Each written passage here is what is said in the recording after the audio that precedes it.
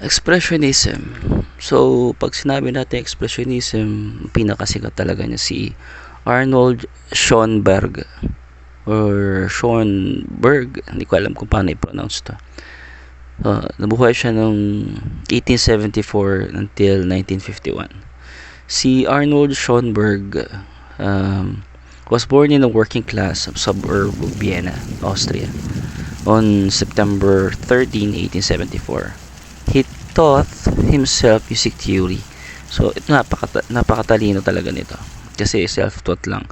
But, took lessons in counterpoint. German composer Richard Wagner, isa sa pinakasikat din na composer in that time, influenced Schoenberg's work. This was evidenced by symphonic poem or tone poem Pallas und Melisande, Op. 5, 1903. The music of the opera with the same title, Pallas et Melisande, was composed by Debussy, who was also influenced by Richard Wagner. Schoenberg's style was constantly undergoing development. So, hindi pa talaga niya alam kung ano yung style niya. From the influences of Wagner, his music gradually turned into a dissonant and atonal. Pag sinabing dissonant, masakit sa tenga. Atonal, ibig sabihin walang tone center or yung key. As he explored the use of chromatic harmonies. Ito yun yung tones ng piano. He credited the development of 12-tone system. A 12-tone system, ginagamit pati yung mga sharps and flats. Although full of melodic lyrical interest, his music was also extremely complex, creating heavy demands on the listener. So, pag may kinig ka ng Arnold Schoenberg music,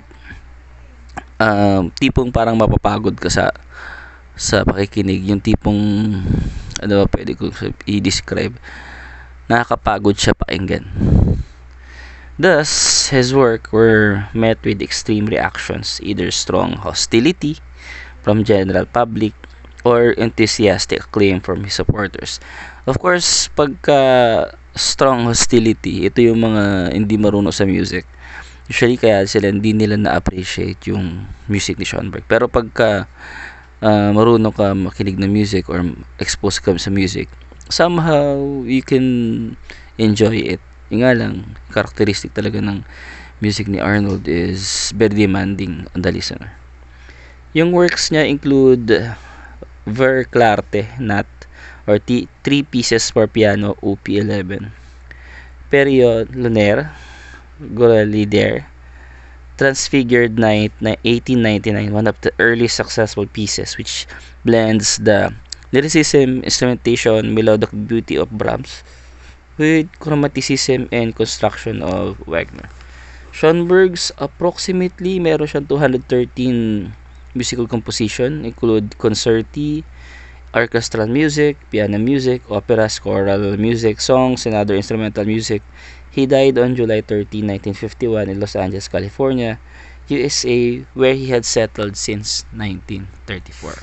So, yun po si tawag ito, Arnold Schoenberg. So, tandaan lang natin, one of the magandang points kay Arnold Schoenberg, he was self-taught. Then, sa style of music naman niya is dissonant and atonal. Yung was credited for the development of 12-tone system, and yung ano niya, yung works niya, either ayaw or gusto ng tao. So, yung pinaka ano niya, yung one of the earliest successful pieces was Transfigured Night 1899. So, yun, Arnold Schoenberg, Expressionism.